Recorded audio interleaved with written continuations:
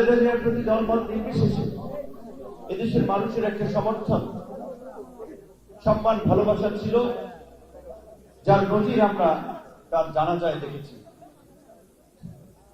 শুধুমাত্র বাংলাদেশ নয়, বিশ্বের মধ্যে সর্ববৃহৎ জানাজা হয়েছে। দলমত নির্বিশেষে মানুষ তার জানাজায় যুক্ত হয়েছে। এমনকি আমি কিছু আওয়ামী লীগের নেতাদের দেখেছি মাস্ক পরে তারা জানাজায় যুক্ত হয়েছে। অনেকে ফেসবুকে ছবি দিয়েছে যে দল আমরা একটা করতাম, কিন্তু সম্মানিত মানুষের প্রতি শ্রদ্ধা দলমত নির্বিশেষে। একজন রাজনীতিবিদদের জন্য এটা একটা বড় পাওয়া যে দলমত নির্বিশেষে সকলের ভালোবাসা। খালেদা জিয়ার তার রাজনৈতিক সংগ্রাম থেকে শুরু করে তার ব্যক্তিত্বে, তার কথায়, তার চিন্তায়, তার রুচিশীলতায় তিনি এদেশের আপামর জনসাধারণের কাছে জনপ্রিয় নেতায় পরিণত হয়েছিলেন। এই চট্টগ্রাম থেকেই স্বৈর শাসক এরশাদ বিরোধী আন্দোলনে আপনারা জানেন যে 80 দশকে এইখানে আসার কথা ছিল। ঢাকা এয়ারপোর্ট থেকে তিনি আসতে পারেন নাই, লালদিঘির ময়দানে সমাবেশ। তখন আব্দুল্লাহ নোমান সাহেব এবং আরো চট্টগ্রামের নেতারা ছিলেন। সেই এরশাদ বিরোধী আন্দোলনেই তার দৃঢ়তা এবং আপসীন ভূমিকার কারণেই তিনি দেশনেত্রী উপাধি পান এই চট্টগ্রামের নেতৃবৃন্দের কাছ থেকে। এই চট্টগ্রাম বাংলাদেশের অস্তিত্বের সাথে জড়িয়ে আছে। শুধুমাত্র আমরা বন্দরের কথা চিন্তা করে যদি বলি যে অর্থনৈতিক কারণে গুরুত্বপূর্ণ, যেটা অনেকে বলে বাংলাদেশের অর্থনীতির হার্ট বা হৃৎপিণ্ড, শুধুমাত্র সেটি নয়, বাংলাদেশের সৃষ্টির সাথেও এই চট্টগ্রাম ওতপ্রোতভাবে জড়িত। প্রথম প্রতিরোধ এবং স্বাধীনতার ঘোষণা এই ঐতিহাসিক চট্টগ্রাম থেকেই এসেছিল। খালেদা জিয়ারই স্বামী শহীদ প্রেসিডেন্ট জিয়াউর রহমান একজন মধ্যম সারির সেনা কর্মকর্তা হয়েও চট্টগ্রামের কালুরঘাট বেতার কেন্দ্রে যখন পুরো জাতি দিগ্ভ্রান্ত, তখন তিনি জাতিকে ঐক্যবদ্ধ করার জন্য, মুক্তিযুদ্ধকে সংগঠিত করার জন্য এই কালুরঘাট বেতার কেন্দ্র থেকে ঘোষণা দিয়েছিলেন উই রিভল্ট, যে আমরা বিদ্রোহ করেছি। পাকিস্তানি আর্মির বিরুদ্ধে বাঙালি আর্মিরা বিদ্রোহ করেছে এবং তিনি এদেশের মানুষকে মুক্তিযুদ্ধে ঝাঁপিয়ে পড়ার জন্য আহ্বান জানিয়েছিলেন। এই ঐতিহাসিক চট্টগ্রাম বললে অনেক কথাই বলা যায়। এলাকায় জানেন যে নির্বাচন একেবারে সরু রাস্তা থেকে শুরু করে গ্রামের মেঠোপথ সব জায়গায় ছুটে বেড়াচ্ছি। শীতের সময় রাস্তায় এত ধুলাবালি, গলা খুব খারাপ অবস্থা, ঠান্ডা কিছু গলা ব্যথা। তারপরেও যেহেতু আসছি, আপনারা আমার কথা শুনে অনেকে আসছেন, কিছু কথা বলতে চাই খুব সংক্ষেপে। অনেকেই সারাদিনের কাজকর্ম শেষে খুব কষ্ট করে ধৈর্য নিয়ে অনেকের বক্তব্য শুনেছেন এবং অনেকে এখনো বসে আছেন। আপনাদের প্রতি আমাদের কৃতজ্ঞতা এবং ভালোবাসা। আমি এইখানে যারা উপস্থিত আছেন, সাংবাদিক সহ রাজনৈতিক কর্মীরা, আজকে যদি 5ই অগস্টের পট পরিবর্তন না হতো, আপনাদের কি মনে হয় এইখানে আমরা খালেদা জিয়ার স্মরণ সভা করতে পারতাম? সংসদ ভবনের এই লক্ষ লক্ষ মানুষের উপস্থিতিতে জানাজা, খালেদা জিয়ার জানাজা, এটা কি করা যেত? গত পরশুদিন নাগরিক সমাজের উদ্যোগে শোক সভা হয়েছে। দেশের বরেণ্য ব্যক্তিরা উপস্থিত ছিলেন। বাংলাদেশের একজন প্রধান বিচারপতি সেই নাগরিক শোক সভার সভাপতিত্ব করেছেন এবং ওই মঞ্চে অনেকে বক্তব্য দিয়েছেন। আমি পাশে জনাব তারেক রহমানের একজন তরুণ উপদেষ্টা, মেধাবী মানুষ, তাকে বলছিলাম খালেদা জিয়ার সুচিকিৎসার জন্য জাফরুল্লাহ চৌধুরী, আমি, জুনায়েদ সাকির, আমরা কিছু ব্যক্তিবর্গের একটা বিবৃতি দেওয়ার জন্য অনেককে ফোন করেছিলাম, অনেককে বলেছিলাম। দুঃখের বিষয়, হাসিও পায়, একটা শোক সভা, আবার কান্না, কষ্টের অনুভূতি। সেদিন তারা বিবৃতিতে স্বাক্ষর করেন নাই। খালেদা জিয়ার সুচিকিৎসা নিশ্চিত করার জন্য তারা বিবৃতি দেয় নাই সরকারের ভয়ে। কারণ অনেকে ব্যবসা করে, অনেকে এনজিও চালায়, ভাগ্যের কি নির্মম পরিহাস বলবেন কিংবা বাস্তবতা, সেদিন দেখলাম মঞ্চে তারাই কিন্তু খালেদা জিয়ার প্রতি শ্রদ্ধা জানিয়ে তার সরকারের সময় ব্যবসায়িক নীতি, বাংলাদেশের অর্থনৈতিক কর্মকাণ্ড, পলিসিগত বিষয় নিয়ে খুব প্রশংসা করেছেন। কিন্তু গত রেজিমের সময়, শেখ হাসিনার শাসনের সময়, শেখ হাসিনার সরকারের সময় মানবিক একটা দিক সুচিকিৎসা পাবে, তার জন্য কিন্তু তারা বিবৃতি দেয় নাই। কাজে আমি আজকে বিএনপিকে বলবো, বিএনপির শীর্ষ নেতৃবৃন্দকে বলবো, এখন অনেকে মনে করছে যে এই মুহূর্তে বাংলাদেশের বাস্তবতায় বাংলাদেশের জনগণ বিএনপির উপরেই আস্থা রাখবে নির্বাচনে, কারণ তাদের যে রাষ্ট্র পরিচালনার অভিজ্ঞতা এবং বর্তমান দেশের মধ্যে যে রাজনৈতিক অস্থিরতা, অস্থিতিশীলতা, নানান ধরনের নৈরাজ্য, এইটা মোকাবেলায় বিএনপি ছাড়া অন্য কেউ সরকার গঠন করলে তারা দেশকে ঠিক রাখতে পারবে না।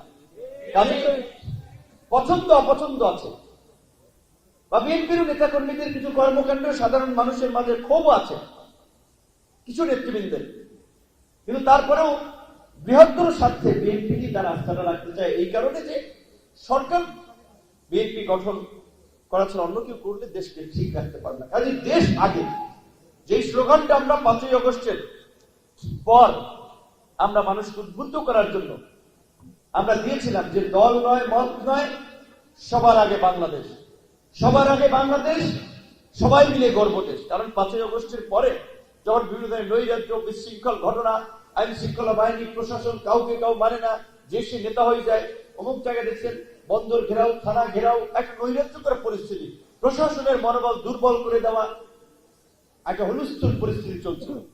আচ্ছা, দেশে যদি আইন শৃঙ্খলা ঠিক না থাকে, প্রশাসন যদি ঘুরে দাঁড়াতে না পারে, তো দেশ চলবে না। 5ই আগস্টের পরে প্রশাসনের যে পরিস্থিতি তৈরি হয়েছে, থানা থেকে অস্ত্র লুট, কোথাও কোথাও পুলিশ বা প্রশাসনকে আক্রমণ, একটা গণ অভ্যুত্থানের পরিস্থিতি একটা ভিন্ন প্রেক্ষাপট।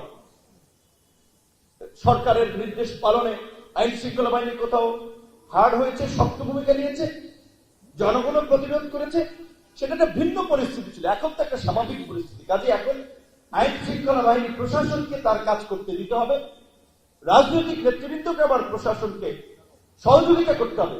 সবাই মিলে এই পরিস্থিতি উত্তরণ ঘটিয়ে আমরা যে একটা উন্নত, সমৃদ্ধ, একটা নিরাপদ বাংলাদেশ চাই, সেই দিকে দেশকে নিয়ে যেতে হবে। তো যে কথাটি বলছিলাম যে বিএনপির বড় দল, যার যত মাথা, যেটা বলে যার মাথা তার ব্যথা, যে যত বড় মানুষ তার বড় দায়িত্ব। কাজে বিএনপির ভাইদেরকে এই দায়িত্বশীলতার পরিচয় দিতে হবে, মানুষের ভালোবাসা অর্জন করতে হবে সমর্থনের জন্য। এখানে আমাদের গণ অধিকার পরিষদের নেতৃবৃন্দ অনেকেই আছে, একজন বক্তব্য রেখেছেন, বাকি ওইভাবে কেউ বক্তব্য রাখে নাই। প্রথমত এটা দলীয় প্রোগ্রাম না, দ্বিতীয়ত তাদেরকে আমি জানাইও না, তারা অনেকে জানেও না যে আসবে।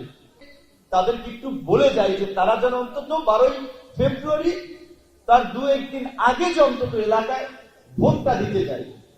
কারণ এবার সরকার যে সুযোগটা আপনাদেরকে সৃষ্টি করেছে, যতই যাই বলেন, যত বড় নেতা হোক, এইবার আর আগের মতো রাতে ব্যালট বাক্স ভরে রাখা, একজনের ভোট আরেকজনে দিয়ে দেওয়া, এই নির্বাচন আর বাংলাদেশে ফিরবে না। এবার জনগণের ভোটেই জনপ্রতিনিধি হবে, যেটা ডক্টর ইউনূস অন্তর্বর্তী সরকার বলেছে যে দেশের চাবি আপনার হাতে। কারণ আপনারা জানেন এবার জাতীয় নির্বাচনের পাশাপাশি আরো একটি বিষয় আছে, আমরা যে বাংলাদেশকে একটা গণতান্ত্রিক রাষ্ট্রে পরিণত করতে চাই, যেখানে গণতান্ত্রিক রাষ্ট্রে মত পথের পার্থক্য থাকবে, কিন্তু রাজনৈতিক দল, সামাজিক সংগঠন, মানুষের মধ্যে সম্প্রীতি থাকবে, সহনশীলতা থাকবে, আইনের শাসন থাকবে, পুলিশ বা প্রশাসন, যেই প্রশাসনের বিরুদ্ধে অভিযোগ, এরশাদের সময় গালি দেয় পুলিশকে এরশাদের পেটোয়া বাহিনী, খালেদা জিয়ার সময় গালি দেয় খালেদা জিয়ার পেটোয়া বাহিনী, হাসিনার সময় গালি দেয় হাসিনার পেটোয়া বাহিনী। তো আমরা বলছি পুলিশের তো কোনো দোষ নাই, তারা তো অর্ডার পালন করে। তাহলে পুলিশকে যেন, প্রশাসনকে যেন কেউ কোন দলের বাহিনী বলে গালি দিতে না পারে, পেটোয়া বাহিনী বলতে না পারে। তাদের আইনের মধ্যে পরিচালনা করতে হবে, কমিশনের মাধ্যমে তাদের প্রমোশন, পদোন্নতি নিশ্চিত করতে হবে, যেন মার্কিন যুক্তরাষ্ট্র সহ উন্নত বিশ্বের মতো আইনের দৃষ্টিতে সবাই সমান, প্রেসিডেন্ট হোক, প্রধানমন্ত্রী হোক, আমাদের শক্তিশালী দুর্নীতি দমন কমিশন হবে, যেন যত বড় ব্যক্তি দুর্নীতি করুক তাকে হ্যান্ডকাপ করাতে পারে, অপরাধ করলে যেন তাকে গ্রেপ্তার করতে পারে। এই জন্য একটা আইনের শাসন, একটা জবাবদিহিতামূলক জনবান্ধব প্রশাসনিক ব্যবস্থা আমরা গড়ে তুলতে চাই। এই সমস্ত সংস্কার নিয়েই জুলাই জাতীয় সনদ সরকার অধ্যাদেশ জারি করেছে রাজনৈতিক দলগুলোর সাথে আলাপ আলোচনা করে, যেটা হচ্ছে জনগণের ম্যান্ডেট নেওয়ার জন্য জাতীয় নির্বাচনের সাথে এই জুলাই সনদের উপরে গণভোট হচ্ছে। কাজে আপনারা দুইটা ভোট দেবেন এইবার, একটা জুলাই সনদে ভোট সংস্কারের পক্ষে, নতুন বাংলাদেশের পক্ষে, আর একটা হচ্ছে পছন্দের প্রার্থীর পক্ষে। যেমন এইখানে আমরা সমাবেশ করছি, এইখানে আমির খসরু মাহমুদ চৌধুরী ভাই বিএনপির একজন সিনিয়র লিডার, সাবেক মন্ত্রী ছিলেন, বিএনপি সরকার গঠন করলে আবার মন্ত্রী হবে, আমরা একসাথে কাজ করেছি, খুবই ভালো মানুষ, বনেদি পরিবারের সন্তান, এই চট্টগ্রামে ব্যবসায়িক ভাবে লিডার, দেশের বিএনপির আন্তর্জাতিক বিভিন্ন বিষয় দেখেন, আমরা একসাথে আন্দোলন সংগ্রাম বিভিন্ন কাজ করেছি। পরশুদিনও তার বাসায় নাস্তা করেছি সকালে।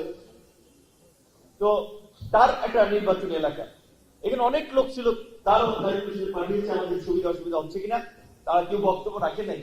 তো আমার এই গলাচিপা 10 মিনিট যারা এলাকার ভোটার, তারা তো এলাকায় যাবেন ভোট দিতে, ওইখানে তো আমাদের মার্কার ট্রাক, কারণ হচ্ছে ওইখানে বিএনপি আমাকে সমর্থন দিয়েছে, ব্যালটে বিএনপির ডানে শীর্ষ থাকবে না। তো কাজে বিএনপির নেতৃবৃন্দ তো অবশ্যই, আমি যেহেতু দলের প্রধান, একটা দল প্রতিষ্ঠা করেছি, আমি দলের মার্কায় নির্বাচন করতেছি, এবং বিএনপির সাথে আমরা যারা আরো কিছু দল মিত্র আছি, জমিয়তে ওলামা, জুনায়েদ সাকিব ভাই, গণসংহতি আন্দোলন, মান্না ভাই, নাপুরিক কয়েকটি দল, আমরা নিজ দলের মার্কা নিয়ে নির্বাচন করতেছি। তো যারা আমাদের এলাকার ভোটার, ভোট দিতে যাবেন, আপনাদের ভোট দিতে স্বাভাবিকভাবেই আপনারা এখানে যারা আছেন খুব আনন্দে চট্টগ্রামে আসেন নাই, জীবনের বাস্তবতার তাগিদে কর্মের জন্য এখানে এসেছেন। সবাই ভালো নাই, কেউ হয়তো ভালো ব্যবসা করে, ভালো চাকরি করে, অনেকে আবার খুব অল্প পয়সা রোজগার করে, তা দিয়ে পরিবার পরিজন নিয়ে কোনো মতে টিকে আছে। কাজে ভোটের সময় আবার এলাকায় 1-1.5 টাকা খরচ করে যাওয়া একটু কষ্টকর হয়। তো সেই ক্ষেত্রে আমাদের এই চট্টগ্রামের আজকে সভাপতি মাওলানা জলিল ভাই আছে, তারপরে শালম ভাই আছে, মজিবর ভাই আছে, ছিলেন তো এই চট্টগ্রামের তারা, বুলবুল ভাই আছে, সলেমান ভাই আছে, সাদ্দাম আছে, বাতিজা, তাদের সাথে যোগাযোগ করবেন। তারা আপনাদেরকে যদি একান্তই সমস্যা হয় যাওয়ার ক্ষেত্রে একসাথে নিয়ে যাবেন, কিন্তু ভোট দিতে আপনারা যাবেন। এবং আমার জীবনের এটা একটা, আমার জীবন না শুধুমাত্র বাংলাদেশের জন্য এটা একটা ঐতিহাসিক নির্বাচন, যেই নির্বাচনে জাতীয় নির্বাচন এবং গণভোট একসাথে, এবং যেই নির্বাচনের মধ্যে দিয়ে মূলত আগামীর বাংলাদেশের গতিপথ ঠিক হবে, যে আগামীর বাংলাদেশ পুরানো রাজনৈতিক ব্যবস্থার মধ্যে যাবে, নাকি এই নির্বাচনের মধ্যে দিয়ে জুলাই গণভোট, এই জুলাই অধ্যাদেশ পাশ হওয়ার মধ্যে দিয়ে বাংলাদেশে একটা নতুন পরিবেশ সৃষ্টি হবে, বাংলাদেশের জনগণ এবং নাগরিকরা তাদের নাগরিক মর্যাদা ফিরে পাবে, গণতান্ত্রিক অধিকার ফিরে পাবে, বুক ফুলিয়ে কথা বলবে। তো সিদ্ধান্ত আপনাদের নিতে হবে। তো এই জন্য এটা ঐতিহাসিক বাংলাদেশের জন্য। দ্বিতীয়ত আমার জন্য, আমি প্রথমবারের মতো জাতীয় সংসদ নির্বাচনে অংশগ্রহণ করছি। ঢাকা বিশ্ববিদ্যালয় পর্ব এটাই জীবনে কল্পনা করিনি, কারণ আমার সায়েন্সের ছাত্র, মেডিকেলে পড়ার খুব আগ্রহ ছিল। আমার মা ছোটবেলায় মারা গেছে, আমি যেটা মনে করি যে ওই গ্রামে প্রত্যন্ত অঞ্চলে সঠিক চিকিৎসা না পেয়ে মারা গিয়েছিলেন, যার ফলে খুব ইচ্ছা ছিল ডাক্তারি পড়াশোনা করে নিজের পেট তো চালাইতে হবে, বাণিজ্যিক ভাবে কিছু কাজ করলেও গরিব মানুষকে ফ্রিতে কিছুটা সেবা দেওয়া। যাই সেই পর্যন্ত যাইতে পারি, কিন্তু আলহামদুলিল্লাহ এখন অনেক হয়েছে, অন্তত আমরা বললে অন্তত 2-4 জন 8-10 জন ডাক্তার ফ্রি চিকিৎসা মানুষকে দেওয়ার জন্য ওই অঞ্চলে যাবে, রেডি থাকবে। তো আমাদের সেই সক্ষমতা আছে। এলাকার ওটা দক্ষিণাঞ্চল একেবারেই অনুন্নত, এটা আপনারা জানেন। রাস্তাঘাট না, শুধু কয়েকটা কলেজে গেছি, গ্রামের মানুষ আপনারা জানেন গরুর খড় বলে না, ওই রকমের মাটি, মানে মনে হয় যে ইঁদুরে উঠাই রাখছে, টিন ভাঙ্গাচুরা, হাসপাতাল, ওইখানে গেলে মানুষ আরো সুস্থ মানুষ অসুস্থ হয়ে যাওয়ার কথা। বাচ্চারা, বয়স্ক মানুষ যার মধ্যে চিকিৎসা নেয়, বিশেষ করে গলাচিপাটা একটু আছে, কিন্তু ওইটা কোনো ক্রাইটেরিয়ায় পড়ে না, হাসপাতালের ক্রাইটেরিয়া 10 মিনিট আরো ভঙ্গুর অবস্থা। তো এগুলো জনপ্রতিনিধির দেখার দায়িত্ব যে আমার এলাকার স্কুল কলেজগুলোতে শিক্ষার ভালো পরিবেশ আছে কিনা, হসপিটালগুলো ডাক্তার আছে কিনা, মানুষ সেবা পাচ্ছে কিনা, রাস্তাঘাটগুলো মানুষের চলাচলের উপযোগী আছে কিনা। কিন্তু এগুলো তদারকি করার মানসিকতা থাকতে হবে এবং যেখানে যা প্রয়োজন সেটা কাজ করার জন্য লজিস্টিক সাপোর্ট এনশিওর করার জন্য উপযুক্ত ব্যক্তি থাকা লাগবে। তো আলহামদুলিল্লাহ আমরা গত 1 বছরে অফিসিয়ালি জনপ্রতিনিধি না হলেও এলাকার প্রায় 205টি মসজিদ মন্দিরে সরকারি বরাদ্দ 2-3 লাখ টাকা করে আমরা এনে দিয়েছিলাম। প্রায় আপনার 40 কিলোমিটার আধা পাকা রাস্তা পাকা করা, কাঁচা রাস্তা, পিচের সলিং বা হেরিং বোর্ড বলে সেটার ব্যবস্থা করা, কিছু মানুষকে নিরাপদ পানির জন্য টিউবওয়েলের ব্যবস্থা করে দেওয়া, গলাচিপার হরিদারপুরের ব্রিজটা, 10 মিনিট একটা টেকনিক্যাল স্কুল অ্যান্ড কলেজ, একটা মিনি স্টেডিয়াম, এরকম বেশ কিছু কার্যক্রম করেছে। ব্যক্তিগতভাবে তো মানুষের জন্য সহযোগিতা সেটাও করেছে। তো আমি চাই যে ঢাকা বিশ্ববিদ্যালয়ের শিক্ষার্থীরা 2019 সালে অত্যন্ত একটা প্রতিকূল সময়ে বাংলাদেশের বিভিন্ন বিশ্ববিদ্যালয় বিভিন্ন প্রান্তের ছাত্ররা যারা ঢাকা বিশ্ববিদ্যালয়ে পড়ে তারা ভোট দিয়ে ভিপি নির্বাচিত করেছিল। আপনাদের এলাকার সন্তান, এটা নিশ্চয়ই আপনাদের জন্য একটা ভালো খবর, একটা আনন্দের খবর, একটা গর্বের। আগামীতে সময় এসেছে আপনাদের এলাকার সন্তানকে আপনারাও মূল্যায়ন করে জাতীয় সংসদে পাঠিয়ে আপনাদের এলাকার জন্য কাজ করার একটা ক্ষেত্র তৈরি করে দেওয়া। যে সুযোগ এবং সম্ভাবনা রয়েছে, বিএনপির সাথে আমরা কেন অ্যালায়েন্স করেছি, বিএনপি জাতীয় সরকারের কথা 5ই আগস্টের আগে থেকেই বলেছে। আমরা যদি একসাথে আন্দোলন করেছি, একসাথে সেখান থেকেই আমাদের আলাপ আলোচনা, একসাথে আন্দোলন, একসাথে নির্বাচন, একসাথে সরকার। তো স্বাভাবিকভাবেই সেখানে যদি আমরা নির্বাচিত হতে পারি, অন্তত এলাকার জন্য কাজ করার যথেষ্ট সুযোগ আছে। তো এলাকায় যারা যাবেন তারা তো চাক মার্কার পক্ষে কাজ করবেন। আপনাদের আত্মীয় স্বজন যারা আছে আপনারা একটু ফোনে বলবেন, যদিও আমরাও সবার কাছে রিচ করার চেষ্টা করছি, তারপরেও আপনারা চট্টগ্রাম থাকেন, আপনাদের আত্মীয় স্বজন ভাই বন্ধুদের কাছে একটা ফোন দিলে তারাও গুরুত্ব পাবে। এবং আমি বিশেষ করে এখানে আজকে যেমন এই প্রোগ্রাম 1 টাকাও কিন্তু আমি দেইনি। এখানে মোটামুটি আমাদের যারা আয়োজক নেতৃত্ব জলিল ভাই সহ শালম ভাই সবাই যারা দিয়ে এই প্রোগ্রাম আয়োজন করছে, সুন্দর প্রোগ্রাম। তো আমি চাই যে আপনারা এইভাবে আমাকে আপন ভেবে আপন মনে করে আপনারা আমার নির্বাচনের জন্য একটু কাজ করবেন। ছোট্ট করে 2-1 মিনিট একটু ফোন দিয়ে আপনাদের পরিচিত 2-1 জনের সাথে একটু কথা বলবেন, যেন তারা আমার পাশে থাকে। এবং আমি এইটুকু বলতে পারি যে এখানে যেমন আমার সংগঠন আছে, দল আছে, এই যে সামনে বসা কেউই আমার দলের না, খালি নাজিম ভাই দক্ষিণ সভাপতি, আর সিনিয়র নেতৃত্ব অনেকে পেছনে, এইখানে পেছনে। এই প্রোগ্রামটা যেমন দল বা নির্বিশেষে আয়োজন করেছে, এটা আমার জন্য একটা সম্মানের, পয়সা খরচ করে সবকিছু আয়োজন করে। গত শুক্রবার এই প্রোগ্রামটি বোধহয় করার কথা ছিল, আমার আয়োজনের কথা শুনে এটা পেছিয়েছেন। আমার তখন কমিউনিটি সেন্টারও ভাড়া করেছিল, রাষ্ট্রীয় কমিউনিটি সেন্টার, আজকে সেটা করেছে। তো এইভাবে আপনারা আমার পাশে থাকবেন এবং আমিও কথা দিচ্ছি দল মত নির্বিশেষে অন্তত এই পটুয়াখালী 3 গলাচিপা 10 মিনিটের এই জনপদের মানুষকে আমি আপন করে নিতে চাই, আপন মনে করেই তাদের সুবিধা অসুবিধায় পাশে থাকতে চাই, তাদের জন্য কাজ করতে চাই। কাজেই আমি খুব আশা নিয়ে আকাঙ্ক্ষা নিয়ে আপনাদের দ্বার প্রান্তে ছুটে বেড়াচ্ছি। আমি আশা করি যে আপনারা আমাকে হতাশ করবেন না। আমি যে ত্যাগ প্রতীক্ষা একটা প্রতিকূল সময়ের মধ্যে যে রাজনীতি করেছি, অনেক নির্যাতনের শিকার হয়েছে, নিগ্রহের শিকার হয়েছে, এমনকি নিজের এলাকাতেও লাঞ্ছিত হয়েছে। কিন্তু 5ই আগস্টের পরে তো আমাদের একটা অবস্থান প্রেক্ষাপট তৈরি হয়েছে। আমরা কাউকে লাঞ্ছিত করি নাই, আমরা কাউকে নিগৃহীত করি নাই, কাউকে হয়রানি করি নাই, বরং আমাদের সাথে যা হয়েছে ওইটা আল্লাহ প্রদত্ত ভেবে ক্ষমা করে দিয়েছি যারা আমাদের সাথে যা করেছে। তো আমরা এলাকায় দল মত নির্বিশেষে একটা সম্প্রীতির পরিবেশ, একটা সহনশীলতার পরিবেশ এবং বাংলাদেশের মধ্যে এই অঞ্চলকে রাজনৈতিক সম্প্রীতি উন্নয়নের ক্ষেত্রে একটা রোল মডেল করতে চাই।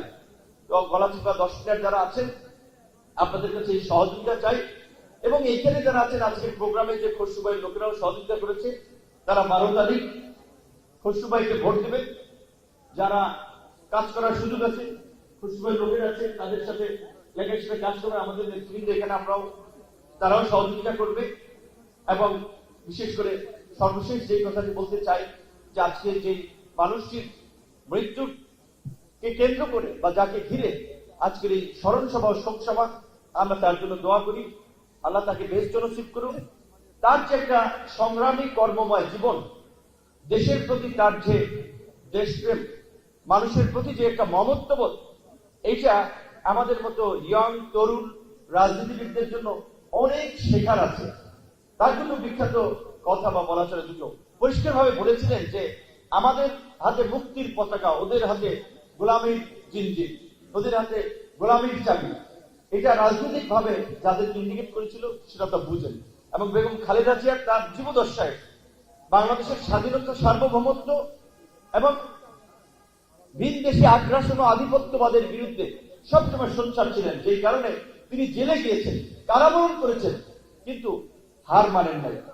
এমনকি তার ডাক্তার FM সিদ্দিকী সাহেব সেদিনকার নাগরিক শোক সভায় বলেছেন, ওষুধ খেয়ে যেমন মানুষ ভালো হয়, ওষুধের ডোজ বাড়িয়ে কমিয়ে দিয়ে অনেক মানুষকে মৃত্যুর দিকে ঠেলে দেওয়া যায়। আপনারা যারা ওষুধ খান, ফার্মেসি থেকে যাইছে যে ওষুধ খাবেন না। অ্যান্টিবায়োটিক, ব্যথার ওষুধ দীর্ঘদিন খেলে কিডনি ড্যামেজ হয়। অনেক ওষুধ আছে যেগুলো, যেমন ডিসপ্রিন জাতীয় ঔষধ আছে, খালি পেটে খেলে অনেক সময় আপনার হৃৎপিণ্ড ছিন্ন হয়ে যাওয়ার চান্স থাকে। এরকম ওষুধের বিপজ্জনক দিক আছে। তো ডাক্তার সাহেব বলেছিল যে খালেদা জিয়ার যে সমস্ত ওষুধগুলো দেওয়া হচ্ছিল তার রোগের চিকিৎসায়, সেগুলোর ফলো আপ হিসেবে আরো কিছু পরীক্ষা নিরীক্ষার দরকার ছিল। তার কিডনির কি অবস্থা, তার হার্টের কি অবস্থা, কিন্তু ডাক্তাররা সেই সময় এগুলো ফলো আপ করে নাই, যেই কারণেও তার ক্ষতিটা বেশি হয়েছে। তো আমিও তো রাজনীতি করছি।